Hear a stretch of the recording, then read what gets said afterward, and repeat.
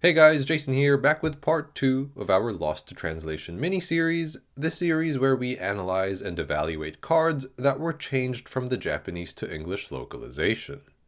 In this episode, we plan to finish off the cards released in Duel Masters' first block of sets, and this of course includes some more crazy powerful draw cards, as well as some not so great stuff. Now that's enough intro from me, let's jump into it. Before we go on to Aquan, we are going to talk about another draw water card, Astral Reef. So Astral Reef turned into Astral Warper. They do the same thing. Reef costs 2. They tripled the cost to 6. And then they increased the power slightly. So it costs 4 extra mana, but he's 1,000 stronger. Yeah, no, I think they completely destroyed this card. Yeah, this card is, man, it went from a complete powerhouse. Like we make a lot of jokes about like Clamp Masters and stuff, but I'm pretty sure like Reef Masters was an actual like player term back in the day. Yeah. Because this dude is everywhere. Warper Masters. Warper Masters, definitely. Because it doesn't have the same ring to it, so that's why it wasn't picked up, right? And that's the only reason. Yeah. It's cool artwork though. I like the artwork. Yeah, yeah. But the artwork is not what we are here to discuss. So Andrew, what do you think? How would you have done things differently? Yeah, so I think this card's pretty similar to Psychic Shaper. Yeah. I guess like who knew nerfing the mana cost by 4 would completely destroy a card. Yeah. But in terms of like balancing it, because I do think like Astral Reef is a bit too strong. Yes. I think in DMP when like it was everywhere. Well, firstly it was 3K instead of 4K. But also they didn't have Marine Flower. So I think that did make a huge change. But with the TCG, I guess like you do have Marine Flower, so maybe it needs to be like 3 mana. Yes, I agree. Yeah. I think 3 mana or 4 mana, 3,000 is a pretty good way to go about balancing this card. Yep. Because the 3,000 power threshold is pretty relevant as well. I think the difference between 4 and 3 is actually pretty big.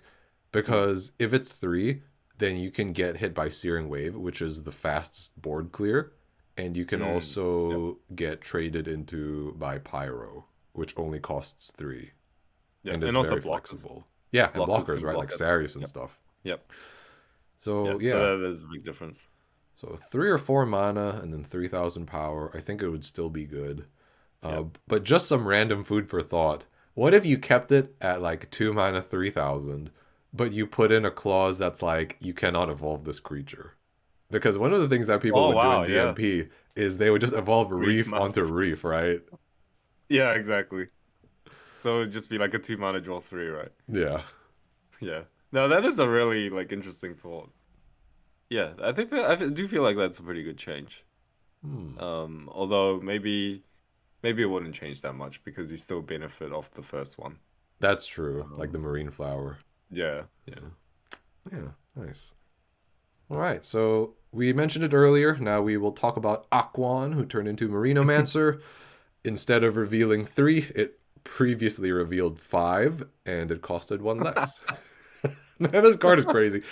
What is it with like set 4? You know, it gave us Astral Reef and Aquan. Oh my gosh. 2 of the best draw cards ever. Yeah, but I think Aquan's on the next level though, right? Yeah.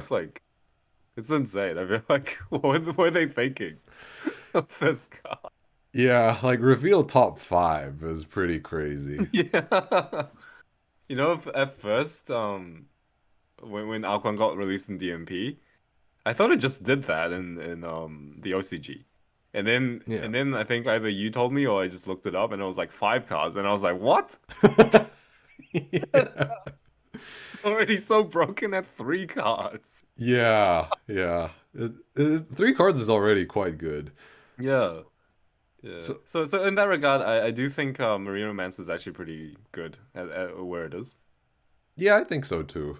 The card is not stupidly good, but I mean, it does have its own archetype dedicated to it. Yeah. Yeah. And I feel like the card also has potential to be the engine for some decks that haven't really been explored. So Yeah. there's a lot of potential there. Yeah, I definitely think so. Otherwise, you could try the DMP version, but I feel like it might be a bit too good still.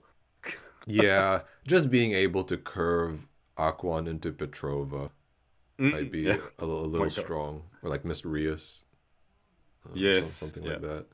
Yeah. So yeah, Merino Manser, like the first like truly playable TCG That's right. counterpart Yeah. that we're covering. They didn't. Well, I have a conspiracy theory. Oh yeah, I bet they thought they nerfed this card. Like, it's kind of like the same. What do you call it? like Power, the Astral like Reef strength. treatment. Yeah, like the same treatment. But then just because like Archon was just so good, it turns out they didn't like they nerfed it just right. Ah yes, yes. Yeah, the nerf was just right. Yeah. So moving on, set 5, we have Storm Javelin Wyvern into Ruthless Sky Terror. Now, did you know this card existed? Because No, I I didn't did until I not. looked this I up. did not. I didn't Um, even know the card's name until you just told me.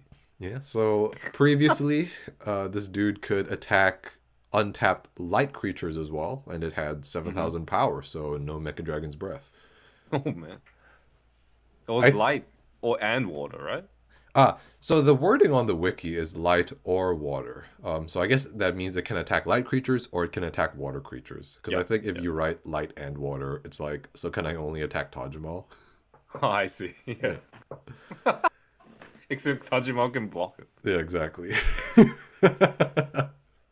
So I think this dude did not need to be nerfed. I think on paper, when you look, 4 mana, 7,000 can attack untapped light and water. Like, it looks really strong. But then this dude did not really see much play in OCG. And Ah, yes, yeah. so I think it was kind of, and like, because really, are you going to be playing this dude over a board wipe? And Right. Yeah. if you are wanting to counter Petrova, which this dude can do, and Mysterious, are you really going to play this dude over Photoside? Ah, yeah. Well, I guess he does cost 4, so he comes out a turn earlier. Yeah. So that could be like a good thing.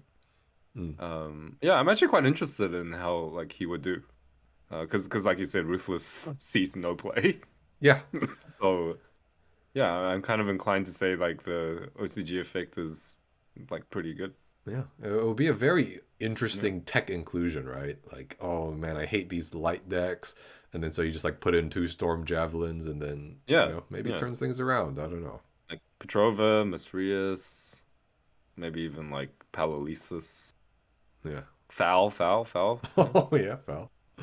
True. Yeah, that's true. A lot of strong white cards. Juliana, who cannot be Oh, man. targeted. Cannot be targeted. Attacking is Cannot not be attacked. targeting. Yeah, exactly. It's same with Petrova. Yeah. Yeah. All right. So Oh Storm man, I Javelin. wish I had this guy. Storm Javelin, we will keep. All right. So moving on to set 6, we've got a big stinker.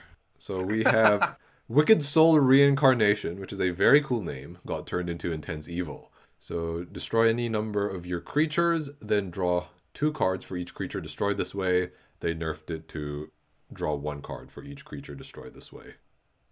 Yeah, So I had no idea this card existed, even the TCG version. actually, you know what? Me too, until I started doing research for this. Because I feel like this card is so bad that no one played it. Like, even in the schoolyard meta, people were like, this setup is just too hard. It's not worth Yeah, playing. it's too hard. And it's like -1. Yeah, exactly, right? Yeah. You're paying like 3 mana to go -1. Yeah, exactly. But having it 2 cards is pretty interesting. Do you know if this card was played at all? Like It in was. OCG?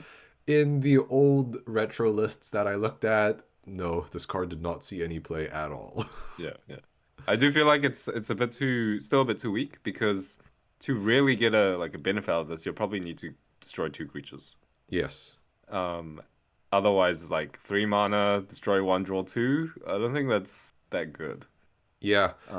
So in DMP, they had a card that was 4 mana, but destroy a creature, 1 creature only, and you get to draw 3. Yeah, Dark And that Soul was like Creation, right? yeah, Dark Soul Creation. That was like played in like a few fringe decks, but even that wasn't that good. Yeah. So I think you really do have to, you know, amp up the effect a bit for it to be played. Yeah. I think the effect is just not good enough. Like, the nerf was unnecessary, and even if we had Wicked Soul Reincarnation in the TCG, I don't think it would be good. Hmm. If you break it down, you're basically paying 3 mana to break even in card economy, Yeah, and exactly. that actually doesn't even account for the cost of summoning the creature you destroyed, Yeah. right? Yeah. Because that's extra mana for every creature you destroy with Yeah, this card yeah. to draw, so And not also the very good. TCG doesn't have any creature or that not that many creatures that you want to destroy, like yourself. Oh, I see what you mean, like the Bat Doctor style cards. Yeah, or like Propeller Mutant or Yeah. Backdock or Shuka, Duke of Amnesia. Oh man. Look at that interaction. You lost soul and then you draw, I guess. Oh man, what is that interaction? But yeah, so you're right. I think you would need to do a lot to this card to make it a worthwhile card. Dark Soul Yeah. Creation, I think, is like pretty neat. But here's a random thought. What if you threw in shields as a resource into the equation? So like destroy any number of your creatures and shields, then draw 2 Oh, and cards. shields. Yeah. If it was and shields, I think this card would be like a bit too good. Yeah, that's true. Eh? Like you break 2 of your own shields and then you draw Yeah, and 4. draw 4 on turn 3. That's a bit too Yeah. good, I think. What about break shields, destroy shields, draw 1? That would be more interesting actually. Yeah. But also, I feel like also like it just gives you these like high variance games. So True. sometimes you like against control, like what if you play it and because like in control it doesn't matter how many shields you have. Right. Yeah, as long as you have 1, right? Yeah, exactly. Yeah, Yeah. and then you like destroy like I don't know 4 shields or something, and then you just like draw 4 cards on turn 3 or something. Yeah, that's true. Oh man, high variance games. This is Yeah, the pro gamer in you. yeah, I would never have thought of that. High variance games. Oh man.